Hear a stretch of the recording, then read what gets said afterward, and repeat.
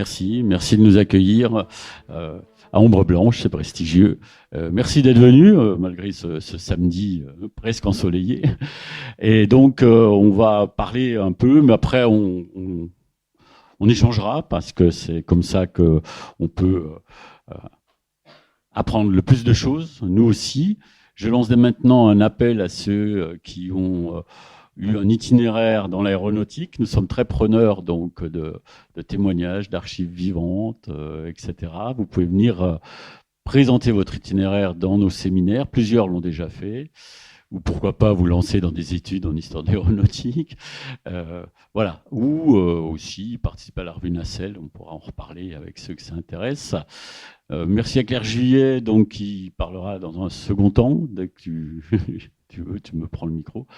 Qui a coécrit ce livre. On s'est partagé les chapitres en gros, donc on va intervenir plus particulièrement sur les chapitres où nous sommes les plus à l'aise. On est très complémentaires, Claire et moi, donc puisque lui connaît mieux tout ce qui est aéronautique, donc on va dire espagnole, portugaise, italienne, et moi je connais mieux les aéronautiques du nord de l'Europe, mais on a en commun quand même la connaissance du Royaume-Uni, de la France et de l'Allemagne, on va dire, voilà, pour faire simple. Donc, ce livre, en fait, est l'aboutissement un petit peu d'un projet qui est ancien. Quand je suis arrivé à Toulouse en 1999, donc au siècle dernier, j'ai fait le constat qu'en fait, il n'y avait pas d'historien à l'université Toulouse Jean Jaurès, qui s'appelait Le Mirail à l'époque, qui travaillait sur l'histoire de l'aéronautique. C'était un sujet encore trop brûlant, un sujet d'histoire immédiate, d'histoire du temps présent, et donc ça faisait un peu peur. Donc c'était plutôt les géographes, comme Jean-Marc Zuliani, avec qui j'ai travaillé aussi, ou les économistes comme Metke Chidi, ou les sociologues qui s'attaquaient à ce sujet. Donc en amoureux des archives, hein, j'arrive de l'Est de la France en 99, je fais de l'histoire économique, en amoureux des archives et de l'aviation aussi, mais attention, l'historien doit être en quête d'objectivité, doit avoir un esprit critique, sinon on est vite dans la mythologie, surtout pour certains avions. Donc j'ai appris assez vite par différentes personnes qu'il y avait des fonds d'archives exceptionnels qui étaient en train d'être classés, entre autres le fameux fonds André Turca, que tous ceux qui sont nés dans les années 50, 60 connaissent, le chef des pilotes d'essai du Concorde, très présent à Toulouse, mais aussi sur les chaînes d'information de l'époque. Et donc André Turca donc, a eu deux vies dans sa vie. Il a fait une thèse ensuite chez nous en histoire de l'art. Et donc il a compris qu'il fallait déposer les archives. Il avait tout gardé en plus. Donc on a un fonds Turca exceptionnel, on a un fonds de Voitine, on a de l'iconographie, on a énormément de choses. Et à partir de là, donc, on a, avec plusieurs collègues, constitué une sorte de groupe aéro que Claire a rejoint assez rapidement et qui donc a donné lieu à des séminaires, des masters recherche et des thèses. Aujourd'hui, on en est presque à une centaine de masters qui touchent de près ou de loin à l'aéronautique. Au début, je co-dirigeais avec des collègues comme Alain Bouscus, Rémi Pêche, etc.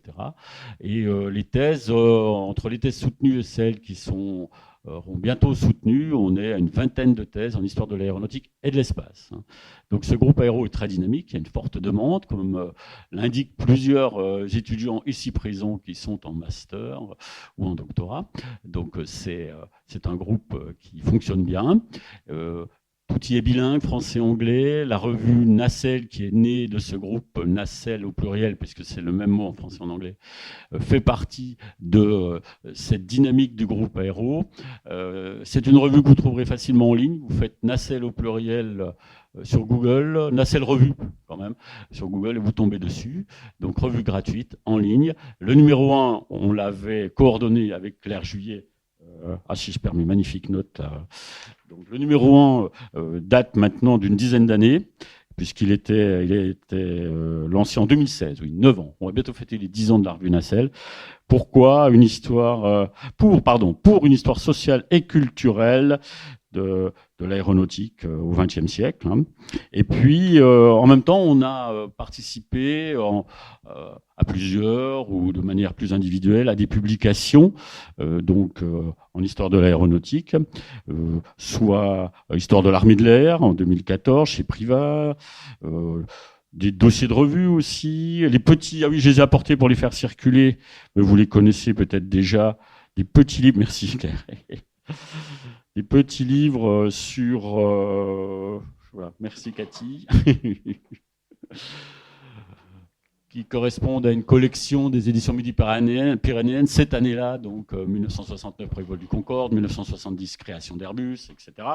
C'est des synthèses. Alors, on me dirait, oui, c'est rapide, oui, 48 pages, pas d'illustration, mais c'est des synthèses qui se veulent critiques. Donc, ce ne sont pas des livres apologétiques, hein.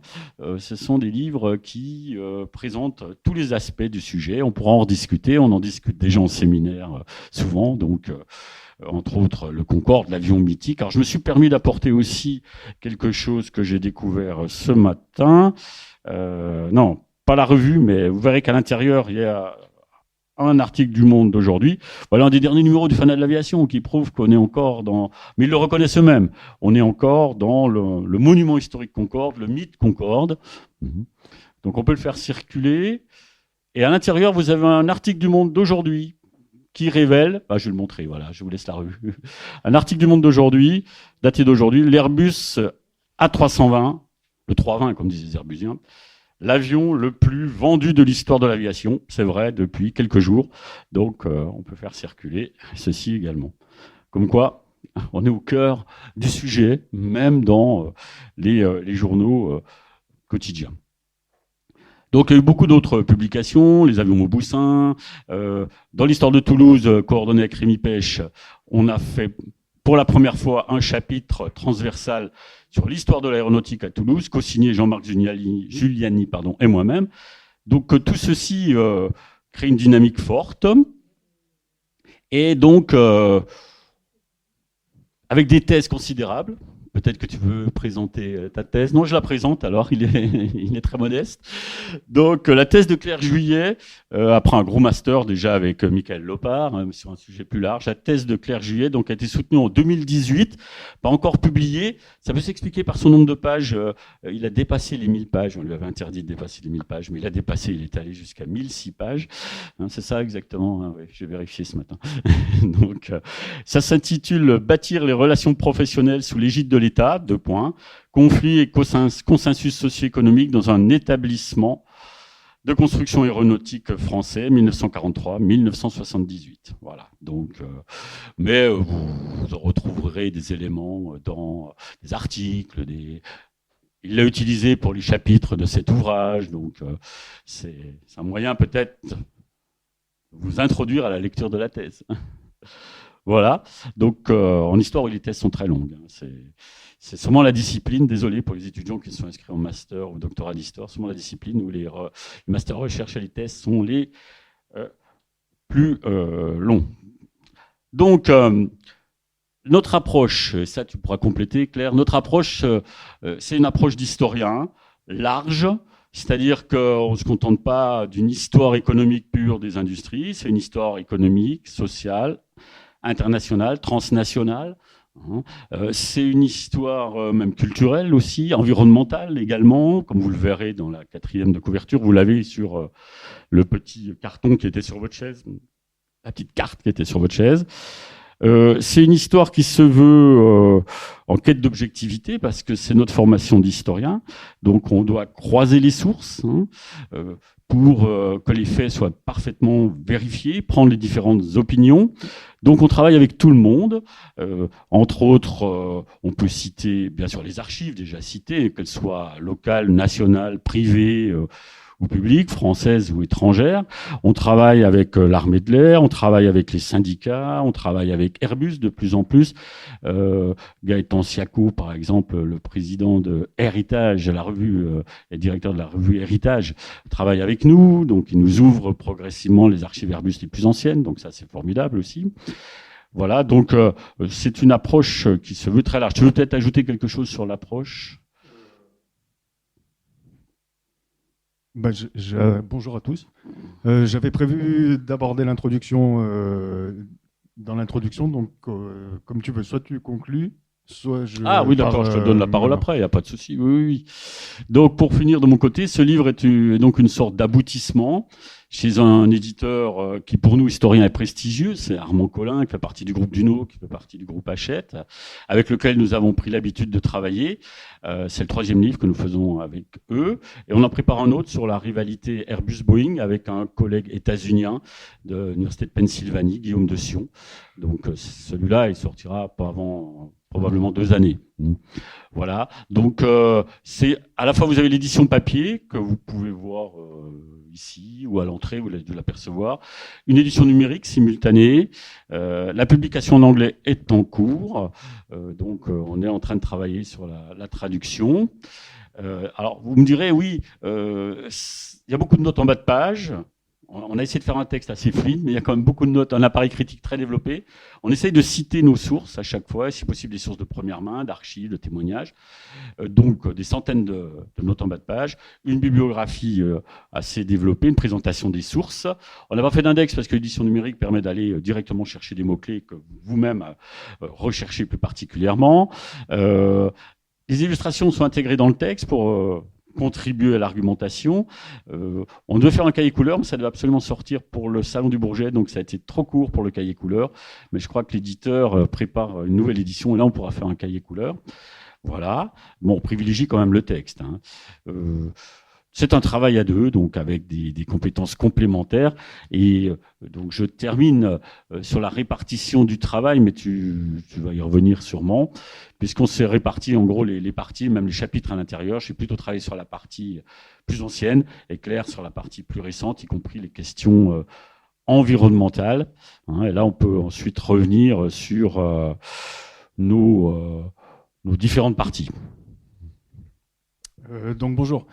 Quelques ajouts sur l'introduction. Nous, ce qu'on a voulu faire, c'est avant tout une perspective, comme tu l'as déjà rappelé, d'histoire économique, d'histoire des sciences et des techniques, et nous intéresser non pas à l'aviation, qui est le fait de voler, les compagnies aériennes, etc., mais plutôt à l'industrie aéronautique, c'est-à-dire tout ce qui a trait à la conception, à la fabrication, à la vente, à l'entretien de tous les aéronefs, mais on a souhaité se cantonner à ce qui est l'avion en lui-même, avion militaire et avion civil.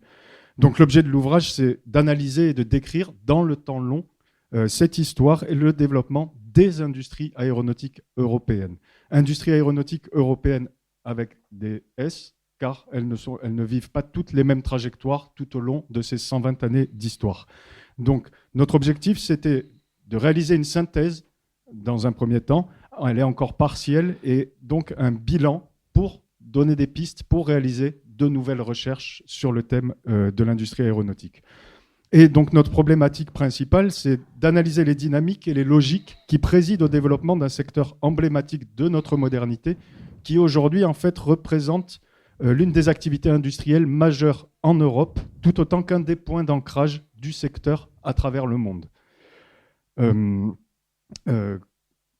Voilà. Quelques mots sur le périmètre retenu, car ça me paraît important. On s'est intéressé à l'Europe, certes, mais à l'Europe de l'Ouest. On a laissé de côté l'Europe de l'Est, la Russie, l'URSS, bien sûr, ou des pays plus lointains comme les États-Unis et la Chine, mais ça n'empêche pas de les croiser tout au long de l'ouvrage. Notre approche est donc transnationale, comme tu l'as rappelé.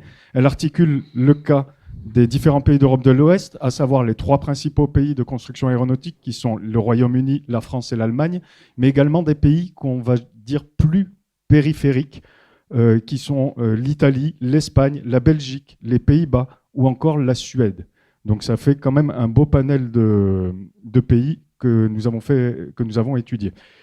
Et donc, nous avons, parmi les principales thématiques que nous avons étudiées, les thématiques politiques, géopolitiques, économiques et industrielles, technologiques, scientifiques, culturelles et sociétales, militaires, bien sûr, environnementales, etc., etc. Quelques éléments sur l'industrie aéronautique en elle-même et l'aviation également. Il faut savoir que c'est une industrie duale, c'est-à-dire qu'elle va articuler un versant civil le fait de transporter des marchandises, des gens, etc. Et un versant militaire, c'est-à-dire qu'elle propage aussi la mort à travers le monde. Dans le premier cas, elles apparaissent emblématiques de la mondialisation des échanges et de la globalisation des économies. Elles contribuent à des interconnexions et à mettre des interdépendances entre les économies à travers le monde. On peut ainsi pointer un paradoxe.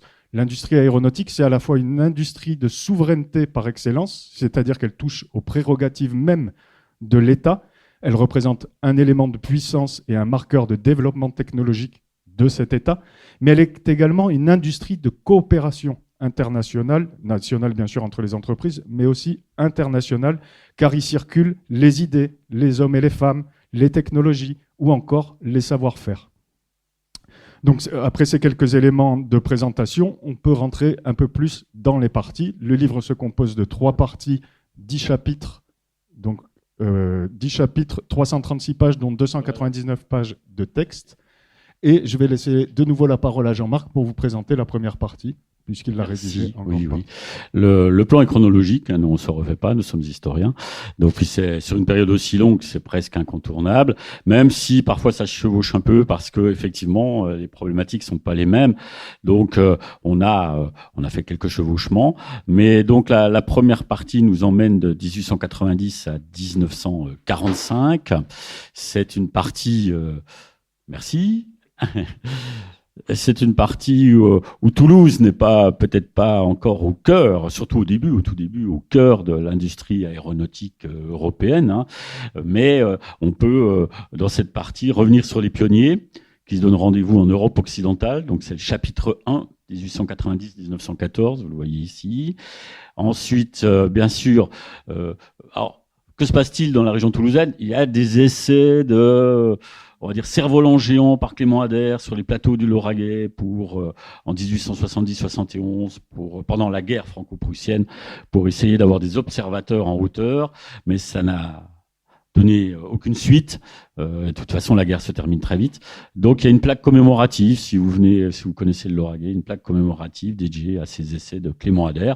Bon, plus connu ensuite pour ses essais pour un plus lourd que l'air, un avion, comme il le dit lui-même, et qui donc serait essentiel dans le domaine militaire, mais il est obligé d'utiliser un moteur à vapeur, et donc le rapport poids-puissance c'est pas bon, et on sait bien que ces essais ont lieu à Paris dans les années 1890, en région parisienne, mais ce sont des essais qui sont assez décevants. D'ailleurs, l'armée retire son soutien. Pourtant, elle avait soutenu massivement, hein, parce que dans cette période-là qui nous intéresse, jusqu'en 1914, ce chapitre 1, il faut voir que en fait, la France rêve d'une revanche après la perte de l'Alsace et d'une partie de la Lorraine, et finance donc la recherche de nouvelles armes. Et l'avion en fait partie, le plus lourd que l'air, même si il a du mal à émerger comme une arme. Dans un premier temps, c'est surtout un objet d'observation avec le fameux Blériot qui traverse la Manche sur son Blériot 11, et l'un des avions d'observation les plus utilisés par l'armée française au moment du déclenchement du conflit, c'est le Blériot 11. Mais c'est un avion très fragile, peu puissant, hein, pas très rapide, et ne peut servir qu'à l'observation. Il ne peut pas être armé en aucun cas. Tout change avec chapitre 2, la Première Guerre mondiale. J'en dis quelques mots brièvement, mais là il y a une accélération donc considérable des progrès techniques, et puis une industrialisation qui avait commencé un peu avec Blériot, parce que Blériot a des commandes pour son Blériot 11 après l'exploit en 1909 de la traversée de la Manche. Il devient très célèbre, il touche un prix en plus. Il avait déjà fait fortune en fabriquant des lampes à acétylène pour les voitures. Et après, il avait basculé dans l'aviation. Et donc, il investit dans la production massive par rapport à l'époque. Jusque-là, c'était que de l'artisanat. Hein. C'était des artisans qui fabriquaient un avion, qui le vendaient. Mais avec Blériot, on passe à une première production de type industriel avec une usine dans la région parisienne qui va produire en gros presque 1000 avions avant la guerre même. Le fameux Blériot 11 que s'arrachent les dandys sportifs riches de l'Europe occidentale, et en particulier ceux qui vivent à Paris, et puis l'armée qui en commande comme élément essentiel pour l'observation. de l'adversaire. Donc, c'est pour ça qu'on a appelé ça deux Blériot Airbus. Le premier avion produit en série, c'est le fameux Blériot 11 de la traversée de la Manche. Mais avec la Première Guerre mondiale, l'accélération là est considérable, puisqu'on va aller vers une production par la France seule de 50 000 avions, 200 000 moteurs, dont une partie d'ailleurs sont vendus à des forces alliées. Donc on change totalement d'échelle et donc il y a une industrialisation. Et c'est là que tout commence à Toulouse. C'est pour ça que vous avez donc dans ce chapitre 2 une sous-partie sur ce qui se passe à Toulouse, puisque l'un des meilleurs avions de cette époque, tu m'autorises à aller sur mon PowerPoint peut-être pour illustrer. Oui, oui. Donc je vais faire une petite manœuvre rapide. Vous le connaissez peut-être ou pas, je ne sais pas. Ça, c'est la bibliographie qui est abondante. Alors je vais faire ceci, ce sera mieux. Voilà. Il n'y en a que 2 conservés dans le monde. C'est le fameux Samson 2A2. Vous pouvez en voir un à l'envol des pionniers du côté de Montaudran à Toulouse. Il a été en partie reconstitué. Il n'est pas armé. C'est le meilleur avion d'observation de l'armée française en 1917-18. L'entreprise Samson, qui, comme son nom l'indique, a des origines suédoises, mais lointaines, 19e siècle. C'est une famille qui est arrivée assez tôt à Paris. Cet avion, donc, il y en a un autre conservé au Japon complètement, donc dans un musée de l'aviation, mais vous pouvez en voir un à Toulouse. Donc, profitez-en. C'est avec lui que tout commence à Toulouse. Samson n'arrive pas à produire assez d'avions à Paris. Paris est trop proche du front. Donc, l'état-major et le gouvernement souhaitent produire cet avion, très bien armé, 2 mitrailleuses à l'avant, une mitrailleuse à l'arrière, loin du front, dans le sud. Donc on lance un appel, et c'est là que Pierre-Georges Latécoère répond, alors qu'il n'a jamais produit d'avion de sa vie, et obtient le financement d'une usine à Montaudran, où il produit. Donc il a une commande de 1000 Samson 2A2, et il va en produire 800 jusqu'à l'armistice, en gros 700-800, dont la moitié décolle sur la fameuse piste devant l'usine, qui est devenue la piste l'envol des pionniers depuis. Mais à l'origine, c'est la piste de décollage des avions que Latécoère doit livrer sur le front. Donc cette usine, cette première production d'avions à Toulouse, vous voyez, alors pendant longtemps on a dit elle doit rien à la dynamique toulousaine. C'est un cadeau de Paris, du gouvernement, de l'état-major. Aujourd'hui, l'historiographie a progressé, et si Pierre-Georges Latécoère a pu produire des avions, c'est en particulier grâce à des ouvrières, puisque les hommes sont surtout sur le front, compétentes, dont vous avez dû entendre parler, les fameuses entoileuses, les voilà, oui, qui sont capables de tendre le tissu sur les ailes, de l'enduire pour le rendre imperméable et rigide. C'est important, les ailes pour un avion. Donc, ces entoileuses, elles avaient des compétences. Pendant longtemps, on n'avait aucun nom, mais un étudiant a accepté de faire son master sur ce sujet. Il vient de le soutenir, Esteban Perrac. Je l'ai croisé tout à l'heure, mais je ne crois pas qu'il soit là. Donc, il a réussi à les identifier en utilisant une approche micro-historique, etc. Et donc, on a enfin des noms et on sait pourquoi elles ont été si compétentes et si efficaces. Parce qu'en fait, elles travaillaient déjà le tissu, le cuir. Elles étaient, par exemple, elles fabriquaient des bottines ou des éléments de bottines. Elles fabriquaient des chemises. Elles étaient qualifiées de culottières aussi. Enfin, en général, elles travaillaient dans tout ce qui tourne autour du textile, de l'habillement, les chaussures pour enfants. Donc, elles étaient très compétentes. Elles savaient travailler un peu le bois aussi et le métal. Mais on est encore au début du XXe siècle. Et au début du XXe siècle, les femmes sont invisibles. C'est-à-dire qu'on ne déclare pas leur profession. En plus, il n'y a pas de recensement en 1900. Il devait y avoir un recensement en 1916, mais il n'a pas eu lieu. Donc, elles sont restées longtemps invisibles. On n'avait aucun nom. On ne savait pas d'où elles venaient. Grâce à Esteban Perrac, on sait maintenant d'où elles viennent. C'est un gros progrès parce que les femmes participent à cette naissance de l'industrie aéronautique à Toulouse. Alors ensuite, on continue avec la sous-partie suivante, qui est le chapitre 3, multiplication des lignes aériennes, mais essor limité de la production d'avions civils en Europe. Ça, c'est l'entre-deux-guerres, les années 20 et 30, 1919-1939. Il n'y a pas eu un essor du transport par l'aviation civile. Le seul pays où a lieu un essor du transport de passagers, c'est le pays où le niveau de vie est le plus élevé à ce moment-là, c'est les États-Unis, dans la deuxième moitié des années 30, avec un avion comme le DC-3, produit à des milliers d'exemplaires. On a un essor du transport civil de passagers. pas en Europe. Parce que c'est très coûteux, même si on transforme des avions, par exemple le Breguet 14, qui est un exemple célèbre que je peux vous montrer au passage. Voilà, ça c'est Pierre-Georges Latécoère qui explore ces lignes. Ouais, je suis allé trop vite, non, le voilà qui arrive. Non, pardon, je suis allé trop vite. Excusez-moi. Le voilà. Le fameux Breguet 14, bombardier, donc transformé en avion de transport de courrier et de passagers, sauf petit détail, les passagers sont là, le pilote est à l'extérieur. Donc les passagers ne sont pas très nombreux, il faut être très courageux et très riche, parce que vous ne pouvez même pas communiquer avec le pilote. Donc il faut attendre que le vol se passe bien. Donc la révolution industrielle, elle ne se produit pas dans le domaine de l'aviation civile, elle se produit dans le domaine de l'aviation militaire, parce qu'on a une accélération en Europe occidentale de la production d'avions militaires dans les années 30.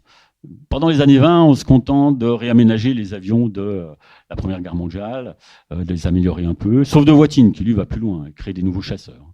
Mais dans les années 30, là, il y a un essor, en France, mais aussi, comme vous le savez, en Italie, en Allemagne, de la production d'avions militaires. Et là, il y a une vraie industrialisation qui se traduit aussi par des performances de plus en plus, disons, brillantes, en quelque sorte, enfin brillantes entre guillemets. Mais ensuite, bien sûr, il y a l'arrivée du conflit mondial, où les choses vont encore s'accélérer davantage, la Seconde Guerre mondiale, où là, on va passer carrément de chasseurs ultra performants, produits massivement à plusieurs milliers d'exemplaires, à des avions à réaction, côté allemand. Et donc, d'ailleurs, Le Monde, le titre du Monde, comme quoi les historiens, il faut toujours être critique. Alors, dans le texte, c'est mieux. L'avion le plus vendu de l'histoire de l'aviation, non, l'avion civil le plus vendu, parce que vous savez que l'avion le plus produit, en tout cas, il n'était peut-être pas vraiment vendu, mais produit, c'est le fameux avion d'attaque au sol soviétique, le Sturmovik, qui a été produit à bien plus d'exemplaires que la famille du 320. Donc, oui, alors ils le mettent dans le texte après, voilà, ils précisent. Mais le titre est un petit peu incomplet. Donc attention au titre. Donc cette Seconde Guerre mondiale, c'est un élément décisif, sauf que l'Allemagne disparaît en 1945 et que donc tout est à reconstruire. Mais là, je te donne la parole pour aller plus loin. Merci. Donc deuxième partie, on entre dans la deuxième partie après ces 4 premiers chapitres. La deuxième partie, on a choisi de la faire aller bien sûr de la fin de la Seconde Guerre mondiale jusque dans les années 60-70. La borne de fin de cette deuxième partie est un peu lâche. Et donc, elle démarre bien sûr en 1945 avec un secteur en Europe qui est complètement en ruine. Ouais, merci. Avec un secteur qui est complètement en ruine, qui a été dévasté par la Seconde Guerre mondiale, à part un pays qui émerge dans cette période, qui est le Royaume-Uni. Le Royaume-Uni a été moins touché par la guerre et est parvenu à conserver une industrie aéronautique de meilleure qualité. Et elle s'achève donc avec les premières coopérations industrielles de grande ampleur qui marquent un accroissement de la collaboration au sein de l'Europe, des divers pays de l'Europe de l'Ouest, dans le contexte d'une division internationale du travail croissante et d'évolutions technologiques qui vont être majeures. Je vais y revenir dans quelques instants. Donc en effet, au sortir de la Seconde Guerre mondiale, le secteur il est complètement dévasté. Et la question est posée du maintien d'industrie aéronautique européenne, sachant que les États-Unis et l'URSS dominent largement le secteur. Sera-t-il possible finalement d'exister, en particulier face aux États-Unis et à l'URSS, et la reconstruction va s'opérer dans un cadre national. Chaque pays opère sa reconstruction et elle va s'étaler sur un peu plus d'une dizaine d'années, traduisant des situations très contrastées entre les pays. Donc, comme je vous l'ai dit, le Royaume-Uni parvient encore à cette époque à faire quasiment jeu égal avec les États-Unis, au tout début de la période. La France, quant à elle, souffre de carences importantes qu'elle parvient finalement peu à peu à résorber pour gagner un peu en part de marché et en technique, tandis que l'Allemagne, elle, pendant 10 ans, n'a plus le droit de posséder une industrie aéronautique, ni civile, ni militaire. Donc pas de reconstruction. Par contre, ces spécialistes partent à travers le monde et font essaimer l'industrie aéronautique dans des pays comme l'Argentine, l'Inde, l'Égypte, l'Espagne, bien entendu aussi. Et donc, on n'a plus d'industrie aéronautique en Allemagne, mais les spécialistes continuent à innover, à se former, à créer des appareils. Donc, quand ils vont revenir, cela va permettre une relance qui va être beaucoup plus rapide à partir de 1955. Durant cette période également, la concentration industrielle au sein de chaque pays s'amplifie et elle aboutit à l'émergence de grandes sociétés nationales qui, elles, commencent à faire des appareils dans chacun des pays. Mais en raison des lourds investissements, qu'ils soient financiers, humains, technologiques, à consentir, l'idée d'une plus grande coopération entre les pays pour se maintenir face aux deux grands pays que sont l'URSS et les États-Unis, commence à faire son chemin dans la tête des dirigeants de l'industrie aéronautique. Et donc, petit à petit, on a des projets de dimension internationale qui vont émerger. Mais dans cette deuxième partie, on s'est également intéressé aux questions plus technologiques. C'est-à-dire que durant la période d'après-guerre, on va avoir un nouveau visage pour le secteur de l'aéronautique comme celui de l'aviation. Je pense par exemple à l'irruption du moteur à réaction qui permet d'accélérer la vitesse et donc de conquérir des grandes vitesses qui vont venir changer les paradigmes en cours. Autre élément, on a le développement, s'il te plaît Jean-Marc, tu peux passer la diapo. On a le développement du secteur civil et l'amorce d'une massification relative, il faut bien le noter, relative, du transport aérien qui ajoute aux transformations mais qui vont conduire également à l'émergence de nuisances sur lesquelles je reviendrai un peu plus tard dans la présentation. Comme vous le voyez, le trafic s'accroît énormément puisqu'on part de 1945 ici, la borne. Ici, on est à 69. Ici, on est à 89. Et la courbe ne fait que s'accroître, bien sûr, jusqu'à la crise Covid, sachant que la crise Covid a été effacée puisque en 2024, on est à 4,8 milliards de passagers transportés. Massification contrastée et non démocratisation du trafic, car j'insiste, l'aviation et l'aéronautique, c'est quelque chose des pays occidentaux. S'il y a un énorme réservoir en Chine, en Inde ou encore en Afrique, ce sont principalement les Occidentaux qui prennent l'avion, et encore pas tous. Donc on ne peut pas parler de démocratisation, à l'inverse de ce qu'on entend très souvent dans les médias. Que vous dire d'autre sur cette partie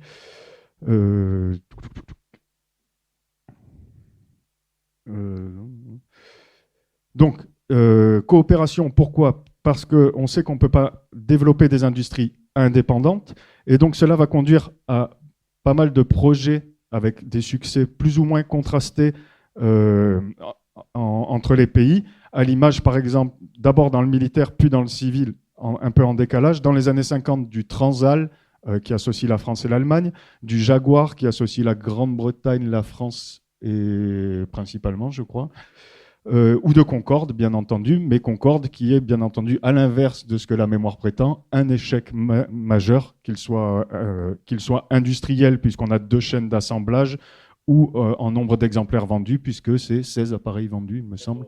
14, oui, plus 2 prototypes. Voilà. Donc, les pôles de cette coopération industrielle, ce sont avant tout la France et le Royaume-Uni, et dans une moindre mesure la RFA, donc la République fédérale allemande, qui portent des coopérations qui sont bilatérales ou multilatérales. Et ils s'imposent donc comme des pôles d'attraction autour desquels les autres pays, qu'on va qualifier de périphériques ou de second rang, gravitent, à l'image principalement de l'Italie, de l'Espagne, des Pays-Bas ou encore de la Belgique. Enfin, il faut aussi dire que les années 60, elles représentent une forme de banalisation de l'objet avion. L'objet avion, il fait de moins en moins rêver, et encore, il fait rêver dans les pays occidentaux. Et petit à petit, c'est remplacé par la conquête spatiale qui devient l'aventure socio-technique majeure et qui recoupe des imaginaires technoscientifiques assez poussés. Venons-en là, donc à la troisième et dernière partie. Jean-Marc, si tu peux passer la diapo, merci. Donc là, les bornes, c'est les années 70 aux années 2020. Vous comprenez plus ou moins pourquoi, puisqu'on a le développement du mastodonte que représente aujourd'hui Airbus et de nouvelles thématiques qui vont émerger du fait de la forte croissance du secteur civil. Donc à partir des années 60, la croissance du trafic civil s'accélère, et pour répondre à cette demande croissante, tout en la suscitant en même temps, on cherche des moyens de développer des appareils de plus grande capacité, capables de franchir plus rapidement de longues distances. Et donc, schématiquement, on a deux branches principales qui se développent dans cette période dans le civil, sous l'effet des mutations techniques que j'ai évoquées tout à l'heure. Accélération et réduction du temps de vol, c'est la branche supersonique, et massification du nombre de passagers, réduction du prix du billet, ça, ce sont les subsoniques. Et donc, ces coopérations entre les pays vont s'approfondir, et dans le dernier tiers des années 60, on a un nouveau projet qui va naître et qui va se révéler emblématique et porteur d'une nouvelle étape pour l'industrie, pour les industries aéronautiques européennes. C'est bien sûr le projet d'Airbus A300, qui, à l'époque, il faut bien le souligner, n'est pas conçu comme une entreprise ou comme un projet mêlant plusieurs appareils, mais bien comme un seul avion. Comme il existe plein de projets à cette époque, on peut penser à Aeroplane, on peut penser à d'autres projets. Et donc, on ne sait pas encore si ça va fonctionner, si ça ne va pas fonctionner. Et Airbus n'est finalement qu'un projet parmi d'autres. Il faut souligner aussi à ce stade qu'on parle d'industrie aéronautique européenne, on parle d'un géant de l'industrie européenne, on parle d'Airbus comme la construction de l'Europe, mais Airbus, il se construit entièrement hors du cadre politique européen. On a par exemple des pays qui ne font pas partie de l'Europe qui y participent, à l'image de l'Espagne, et la Commission européenne, comme toutes les instances de l'Europe, n'ont pas leur mot à dire dans son développement. Donc il va associer des pays comme le Royaume-Uni, la France, la RFA, l'Espagne, les Pays-Bas et la Belgique, selon des modalités différentes, des temporalités différentes, des projets différents par la suite. Et Airbus va donc mettre du temps à s'imposer sur les marchés, et cela va s'opérer à la faveur d'une diversification des programmes et des activités que l'on peut symboliser par exemple à partir des années 80 avec l'A320, encore une fois, qui est évoqué, l'A320 pour faire plaisir à Jean-Marc et aux Airbusiens qui sont peut-être présents. Et donc Airbus va petit à petit parvenir à enfoncer un coin dans la domination états-unienne de l'industrie aéronautique civile.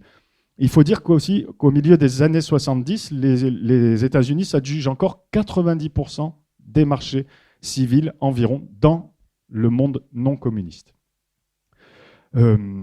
Alors qu'avec les années 90 et la fin de la guerre froide, la part du militaire se résorbe, on va développer un peu plus le civil. Et Airbus, à cette époque, est un consortium d'entreprises de nationalités différentes qui va engager une réforme importante tout au long des années 90, qui va déboucher à la fin de la décennie sur la création de ADS, puis plus tard d'Airbus Group, qui marque en fait une fusion des divisions des différentes entreprises partenaires et l'émergence d'une firme unifiée et multinationale. Ainsi, à partir des années 2000, les États qui jusque-là étaient majoritaires dans les prises de décision qui relevaient du secteur vont tendre à s'effacer et on va assister à une forte internationalisation des structures productives dans un contexte de mutation des modèles industriels qui s'amorce à partir des années 80 et qui va se traduire par une spécialisation géographique à la fois des pays, des zones et des sites, et l'émergence d'une entreprise réseau qui développe toutes ces ramifications au sein de l'Europe de l'Ouest, en s'appuyant sur de nombreux partenaires, fournisseurs et sous-traitants qui sont dispersés à travers l'Europe et surtout à travers le monde. Et à partir des années 2000 et 2010, va s'engager une nouvelle étape dans la construction de ces géants, qui est une mondialisation du groupe avec des implantations de plus en plus aux États-Unis, en Chine et dans d'autres pays, en Inde par exemple, selon les programmes et selon les cas. Donc, un duopole qui s'installe dans les années 90 entre Airbus et Boeing. Un duopole, c'est un monopole plus un acteur, donc un duopole. Et petit à petit, Airbus va faire de plus en plus jeu égal avec Boeing, et vous connaissez la situation de Boeing à l'heure actuelle, et donc Airbus est passé premier constructeur aéronautique mondial. Alors pour finir, quelques éléments sur d'autres thématiques et d'autres grandes évolutions qui vont traverser la période, en particulier, là je pense à la thématique environnementale, qui me semble est un des apports importants de l'ouvrage, puisque dans chaque ouvrage qu'on pouvait lire jusqu'à présent, la thématique environnementale était systématiquement écartée ou réfutée. Donc vous le savez, depuis les années 2010, cette thématique, elle tend un peu de plus en plus à se faire visible au sein de l'aéronautique. On a des passionnés et d'autres qu'on pourrait qualifier de moins passionnés, même si parfois ils sont passionnés eux aussi, qui s'affrontent, souvent par médias opposés, quant à la contribution du transport aérien à une dégradation environnementale qui s'accélère. Tu peux passer la diapo, s'il te plaît, Jean-Marc ? Voilà. Mais cette thématique, en fait, il faut bien comprendre qu'elle est beaucoup plus ancienne que les années 2010. Ce que je vous disais tout à l'heure, avec l'irruption du réacteur, les premiers problèmes commencent à se poser dès les années 50, en bordure des aéroports, entre les questions de bruit, parce que les réacteurs sont beaucoup plus bruyants qu'aujourd'hui, et aussi de pollution de l'air local, car ils rejettent des suies qui se déposent en bordure des aéroports et donc dans les habitations et peuvent provoquer certaines questions sanitaires. Donc ces questions du bruit et de la dégradation locale, c'est les premières posées à partir des années 1950 et 1960, avant que au début des années 70, les supersoniques viennent poser de nouvelles problématiques, car ils volent très haut, polluent la stratosphère, et cela conduit à l'émergence de communautés communauté scientifique des chimistes de l'atmosphère qui vont essayer d'étudier ces déprédations petit à petit, de les comprendre, de les documenter, etc. Et donc, en fait, les pollutions, il faut bien comprendre que les pollutions générées par l'avion, elles sont plurielles et elles se déploient à plusieurs niveaux, du local au global, en passant par le régional, avec des problématiques qui varient en fonction de l'échelle considérée.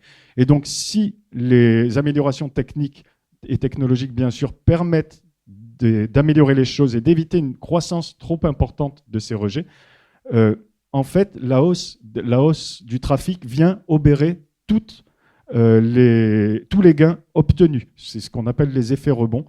Et l'hydrogène, dont on a beaucoup entendu parler ces derniers temps et qui constitue l'une des dernières sous-parties de l'ouvrage et qui est en fait une très vieille proposition du secteur qui a pu émerger notamment, je pense, dans les années,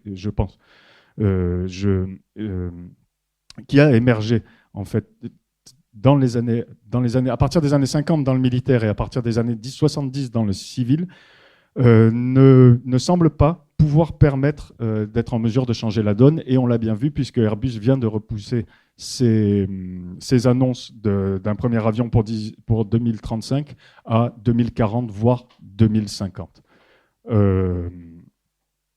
Ainsi, l'impératif climatique et environnemental pourrait venir rebattre les cartes, réduire la place accordée à l'avion au sein de nos sociétés et la place aussi du tourisme lointain dans les imaginaires. Et là encore, un paradoxe émerge puisque l'aviation dispose en fait d'un réservoir de croissance immense, en particulier dans les pays émergents, que ce soit la Chine ou l'Inde. Mais voilà, comment articuler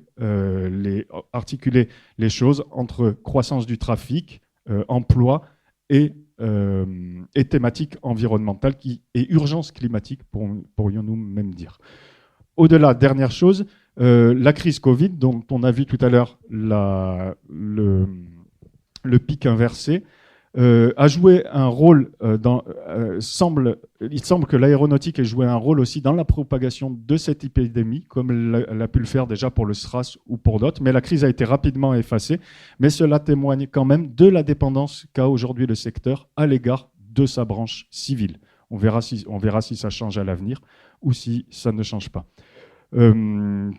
Pour ma part, pour conclure, et après je te rends la parole, Jean-Marc, désolé, même s'il n'a pas été possible de présenter tout le contenu de l'ouvrage, on s'est intéressé principalement aux dynamiques de développement du secteur avec pour objectif de poser des jalons, et j'insiste là-dessus, pour un approfondissement et pour représenter l'aéronautique comme un champ d'études pertinent pour les sciences humaines et sociales. Si on a laissé beaucoup de côté l'histoire des travailleurs et des travailleuses du secteur, l'histoire du spatial, des missiles ou encore des drones, l'histoire des imaginaires ou encore de la culture qui imprègne le développement de l'aviation, il reste encore beaucoup de chantiers à mener pour comprendre comment le secteur s'inscrit résolument dans notre modernité. Et je te rends la parole, Jean-Marc. Oui, non, je ne vais pas ajouter beaucoup de choses. On va plutôt vous céder la parole très vite pour que vous puissiez poser des questions, etc. Donc, vous avez bien compris que notre objectif n'est pas de conclure définitivement l'histoire de l'aéronautique et l'histoire en Europe occidentale et l'histoire d'Airbus. Hein. On reste très ouvert. Il y a beaucoup de publications prévues, etc. Donc, et vous êtes les bienvenus pour participer à cette réflexion si vous avez des éléments à apporter. Voilà. Bonjour. Bon, ça sort du cadre de votre livre, puisque vous avez justement dit que vous n'aviez pas travaillé là-dessus, mais sur l'industrie russe, à quel moment finalement elle se développe? Plutôt avant la Seconde Guerre mondiale, ou surtout après, ou à quel moment finalement? On en parle un petit peu dans la première partie. Elle se développe, oui. Il y a quand même eu des choses assez surprenantes de la part de la Russie tsariste, même déjà, puisque les premiers quadrimoteurs prévus pour transporter des civils transformés en bombardiers sont mis au point juste avant la Première Guerre mondiale. On peut les admirer au musée Monino à Moscou. Je crois que j'ai une illustration là, de ce fameux quadrimoteur russe. Bon, il faut que je la retrouve, on ne va pas perdre trop de temps, mais je vous la montrerai. Donc, il existe une industrie aéronautique russe très tôt, même avant l'arrivée donc des communistes au pouvoir, et elle s'est développée aussi avec l'aide des Français, beaucoup, puisque la Russie est un allié de la France, l'Alliance de Revers, et entre autres un technicien brillant, passionné d'aviation, qui vient du nord de la France, Émile de Voitine, est envoyé dans le sud de la Russie pour aider les Russes à produire des avions performants. Mais en 1917, il est renvoyé en France et on lui demande d'aller aider Pierre-Georges Latécoère à produire des avions. Alors après, la Russie communiste, l'URSS, se lance dans une production d'avions parce qu'elle se sent menacée. Et très vite, elle développe des avions avec des collaborations et puis ensuite ses propres avions. Tupolev, Yak, Sturmovik qu'on a évoqué, qui a été l'avion finalement d'appui au sol, mais le plus produit, plus de 30 000 exemplaires. Donc, sans dominer totalement le ciel pendant la Seconde Guerre mondiale, l'URSS arrive à affronter la redoutable aviation allemande.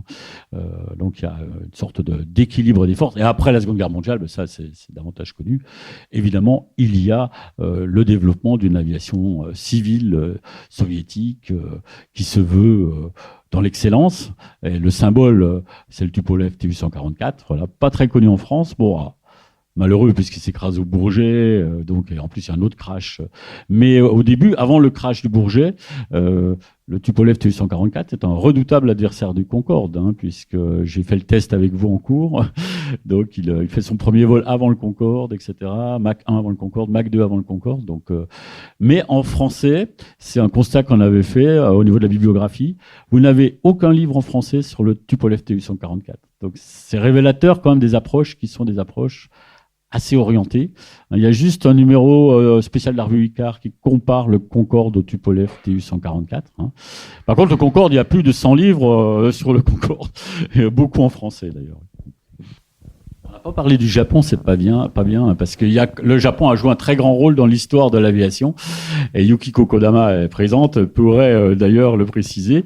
Elle effectue un master sur un sujet très original, la perception du terme kamikaze en France. Donc le Japon est très présent jusqu'en 1945 dans le domaine de l'aviation, de l'innovation, avec des chasseurs bombardiers de l'aéronaval redoutables, le plus connu étant bien sûr le fameux Zero, et des firmes comme Mitsubishi très performantes. Ouais. Alors après, bien sûr, il y a un temps mort. Oui.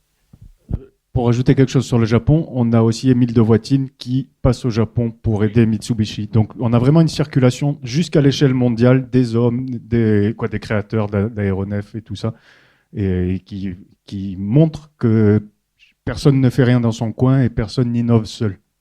Cécile Braun a soutenu sa thèse sur les débuts de l'aviation au Japon dans les années 20 et 30. Elle vient de soutenir sa thèse. Elle a à la fois INALCO et l'Université Toulouse-Jean Jaurès. Oui. Je vais poser une autre question. Oui, c'est sur la courbe que Claire a montrée, sur la partie carbonée, la contribution de l'industrie aéronautique au carboné. Là, finalement, c'est une augmentation qui est presque symétrique de l'augmentation du trafic. Mais ça ne représente pas le pourcentage. Et c'est vrai que dans la presse, dans les médias, on entend parfois des pourcentages liés Ouais, alors c'est pas les mêmes chiffres en fait. Qui sont très difficiles à... Qu'est-ce que vous avez, vous, comme chiffre? Là, c'est annuel. Donc, c'est les rejets de CO2 chaque année. Ça, c'est pas la contribution du transport aérien. Non, voilà, le trafic augmente, forcément, ça augmente. Sur les chiffres, les chiffres, c'est toujours une querelle. C'est une querelle qui, à mon sens, n'est pas très intéressante. Mais qui a été largement documenté, et notamment, je pense au rapport des spécialistes de l'ISAE qui ont beaucoup travaillé là-dessus, et qui en fait, à partir des travaux de David Lee, mince, j'ai fait passer mon exemplaire, donc je peux pas vous retrouver le tableau. Je vais essayer de le retrouver rapidement. En fait, la contribution, elle va ça dépend le périmètre que l'on retient, ça dépend les années que l'on retient, mais entre David Lee, qui est un chercheur, je me souviens plus s'il est britannique ou s'il est néerlandais, pour lui, c'est entre 2,4 et 2,8%, si j'arrive à le retrouver. Mais ça dépend donc du périmètre considéré, et ça peut monter jusqu'à 5,8% selon le périmètre que l'on considère. Là, je l'ai pas, et je vais y passer. J'essaie de vous trouver ça pour la fin de... Alors, j'en profite parce que j'ai le fanat de l'aviation avec le Concorde. Oui. On parlait de la mythification du Concorde. Les Britanniques, au début, étaient un peu réticents, c'est ça, à rejoindre vraiment le groupe Airbus, puisque Concorde a coûté très, très cher. Est-ce que vous pouvez en dire un petit peu plus sur ça ? On dit quelques mots, chacun notre tour. Oui, oui, alors Concorde, désolé pour les amoureux du Concorde, dont j'ai fait partie, j'en suis toujours un peu amoureux du point de vue de l'objet, etc., le bel oiseau, mais c'est un désastre commercial, un des plus grands désastres commerciaux de l'histoire économique française et britannique. C'est pour ça que, comme l'a très bien dit Madeleine Solomon, c'est qui a soutenu un master sur l'histoire d'Imperial Airways et qui travaille avec nous à la traduction de l'ouvrage. Donc merci d'être là. Oui, immense désastre commercial parce que 14 avions vendus, vous imaginez. En plus, il y en avait 6 pour les essais. 20 produits, 14 vendus. 14 vendus, produits dans 2 usines. Une au Royaume-Uni, une en France. Donc 7 par usine. Souvent des usines qui ont été développées spécialement pour produire cet avion. Donc au niveau des coûts, c'est gigantesque. On essaye de les traduire aujourd'hui en euros pour avoir une idée. Comme on parle beaucoup de déficit en ce moment, vous aurez des ordres de grandeur comme ça. Mais si on fait des traductions PPA, on arrive à des chiffres colossaux parce que en moyenne, de manière simpliste, un avion est rentable à partir du moment où on commence à en vendre plus de 500. Mais dans le cas du Concorde, premier vol 1969, mise en service 1976, 7 ans après, alors que c'est plutôt 1 an ou 2 normalement, après le choc pétrolier aussi, donc au pire moment. Donc dans le cas du Concorde, la barre des 500 ne fonctionne pas, c'est plutôt la barre des 1000, et certains vont même jusqu'à une barre de 2000, à 500 millions d'euros équivalent actuel du prix d'un Concorde. Et encore, c'est un prix d'amis. Vous arrivez à un déficit, on va laisser de côté les 14 qui ont été vendus, à perte et vente forcée auprès de British Airways et de Air France. Faites le calcul, 2000 que multiplie 500 millions d'euros, on arrive à 1000 milliards d'euros. Voilà, c'est un énorme trou. Les Britanniques, plus dans l'esprit capitaliste libéral que les Français peut-être à ce moment-là, disent on n'a plus un sou, on ne peut pas mettre un centime dans Airbus. Heureusement, il y a eu le miracle économique allemand, et donc les Allemands en profitent pour revenir dans l'activité aéronautique, et donc prennent la moitié du contrôle du groupe Airbus et amènent l'argent. Il y a eu ce développement de la République fédérale d'Allemagne, la RFA, qui fait que c'est possible. Et ils financent même les ailes produites par les Britanniques pour Airbus. J'ai un âge qui me permet de prétendre que j'ai un peu vécu le Concorde aussi. Voilà, puis je suis un ancien d'Airbus aussi. Non, en fait, ce que vous avez probablement sous-estimé dans votre exposé, c'est le développement technologique qui a entouré le Concorde. Beaucoup de gens au bureau d'études Airbus disent s'il n'y avait pas eu le Concorde, on n'aurait pas pu faire la 320. Voilà. Oui. Il y a eu tout, c'est un moteur technologique le Concorde. Alors, on ne peut pas le chiffrer comme vous l'indiquez, une perte énorme, c'est vrai. Mais ce qu'il faut voir, c'est la suite. Et la suite dépend de Concorde, en particulier sur le plan technologique. Voilà ce que je voulais dire. Oui, alors j'ai beaucoup discuté de ça avec des Airbusiens, dont vous faites partie, et entre autres avec quelqu'un que vous avez sûrement connu, Bernard Ziegler, le fils d'Henri Ziegler. Il nuance ceci, que c'est un argument de défense du Concorde, qui en partie en partie recevable. Je vais vous expliquer ces arguments quand même. Ah, il est malheureusement décédé. Airbus et Concorde n'ont rien à voir. Ce sont deux avions totalement différents. Au niveau des matériaux, au niveau des ailes, au niveau des réacteurs, hein, ça n'a rien à voir. Au niveau des commandes électriques, etc., oui. Mais Airbus, premier vol, vous vous rappelez, le premier vol de l'Airbus A300B, c'est quelle année? Ah non, ça c'est la mise en service. Premier vol 1972, donc bien avant que Concorde soit mise en service. Elle est mise en service 1974. Le Concorde n'est mis en service qu'en 1976. Donc oui, alors il y a eu quand même des échanges. Effectivement, entre les bureaux d'études, il y a des gens qui passent d'un bureau d'études à l'autre. Mais si vous lisez les ouvrages de Bernard Ziegler, il y a eu aussi une rivalité, voire un mépris des ingénieurs Concorde pour les ingénieurs Airbus, parce que le héros de l'époque, c'est Concorde. Et Airbus, combien d'Airbus conservés à 300B? Pourtant, il y en a eu 576 de produits. Combien de conservés d'Airbus à 300B? Oh, c'est facile, il n'y en a qu'un, Minomus Aeroscopia. Combien de Concorde conservés sur les 20 produits? Bon, il y en a un qui s'écrase, donc forcément, drame de Gonesse, 1 sur 14, donc du point de vue technique, c'est pas terrible quand même. Un avion sur 14 en service qui s'écrase, c'est énorme comme proportion. Hein.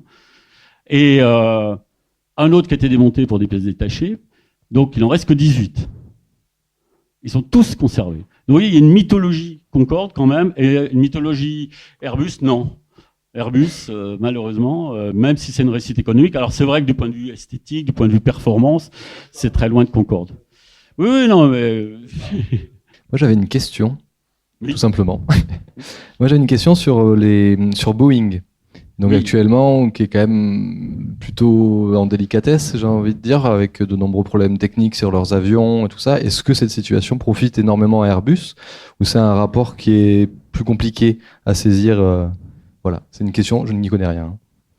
Ah bah oui, ça profite à Airbus, c'est évident, oui, ça permet à Airbus de passer devant.